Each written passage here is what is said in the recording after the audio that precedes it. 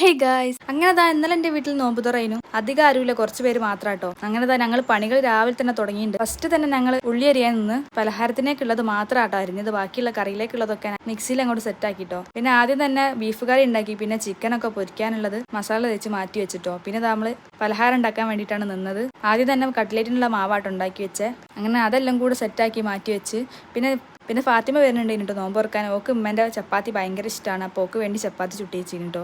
പിന്നെ ഞങ്ങൾ സമൂസക്കുള്ള മാവ് ഉണ്ടാക്കി സമൂസ ഉണ്ടാക്കി വെച്ച്. ഇതൊക്കെ ആണല്ലോ ഭയങ്കര പണി. അങ്ങനെ ഫസ്റ്റ് തന്നെ അതൊക്കെ ചെയ്തു വെച്ച്. പിന്നെ കട്ട്ലേറ്റ് നേരത്തെ ഉണ്ടാക്കി വെച്ച മാവ് കൊണ്ട് കട്ട്ലേറ്റും ഉണ്ടാക്കി വെച്ചിട്ടോ. പിന്നെ അങ്ങനെ അതൊക്കെ സെറ്റായി കഴിഞ്ഞപ്പോൾ ഞങ്ങൾ ഉന്നക്കായ്ക്ക് വേണ്ടിയിട്ട് പഴം പുഴുങ്ങി നമ്മൾ ഒടിച്ച് വെച്ച് നല്ല സെറ്റാക്കി. പിന്നെ ഉന്നക്കായ് ഫസ്റ്റ് തന്നെ പൊരിച്ചെടുത്തിട്ടോ. അതിനുശേഷം സമൂസയും അത് കഴിഞ്ഞ് നമ്മൾ കട്ട്ലേറ്റും പൊരിച്ചെടുത്ത്. അതുകൊണ്ട് തന്നെ പൊരിക്കൽ പണിയൊക്കെ അവിടെ തന്നെ കഴിഞ്ഞിട്ടോ. അപ്പത്തിന് നമ്മളെ ഫാത്തിമ എത്തിട്ടോ. ഓള് ഉച്ചയാകുമ്പോൾ തന്നെ വന്നിക്കുന്നത്. അങ്ങനെ ഓള് വന്നപ്പോൾ ഓളൊരു സ്പെഷ്യൽ ഡ്രിങ്ക് ഉണ്ടാക്കി കേട്ടോ കുടിക്കാൻ വേണ്ടിയിട്ട്. അങ്ങനെ ഓളത് അവിടെ ചെയ്യുമ്പോൾ എല്ലാവർക്കും വേണ്ടുള്ള പൈനാപ്പിൾ ജ്യൂസ് അടിച്ച് വെച്ച് ഞങ്ങൾ അങ്ങനെ ഫ്രൂട്ട്സും കട്ട് ചെയ്ത് വെച്ച്. അങ്ങനെ ഏകദേശം വൈകുന്നേരം ആയപ്പോൾ എല്ലാവരും എത്തിയിട്ട് കേട്ടോ. ഫാത്തിമേന്റെ പിയാപ്പിളിൽ നമ്മളെ ഫാമിലിയും കുറച്ച് ആൾക്കാർ മാത്രമേ ഉള്ളേനു. അങ്ങനെ എല്ലാവരും നോമ്പറക്കാൻ വേണ്ടി ഇരുത്തി. ഇതിൽ അൺഎക്സ്പെക്റ്റഡ് ആയിട്ട് മാലിയും ഷന്നിക്കായും ആപ്പാപ്പി സെയിം കളർ ഷർട്ട് ആട്ടോ. അതിന് ഞങ്ങൾ ഓരോ കുറെ കളിയാക്കി. അങ്ങനെ നോമ്പൊക്കെ തുറന്ന് കുറച്ച് നേരം എല്ലാവരും അങ്ങോട്ടും ഇങ്ങോട്ടും സംസാരിച്ചിരുന്നു. പിന്നെ എല്ലാവരും പോയി. അപ്പോൾ ഇത്രേ ഉള്ളൂ. Okay, by.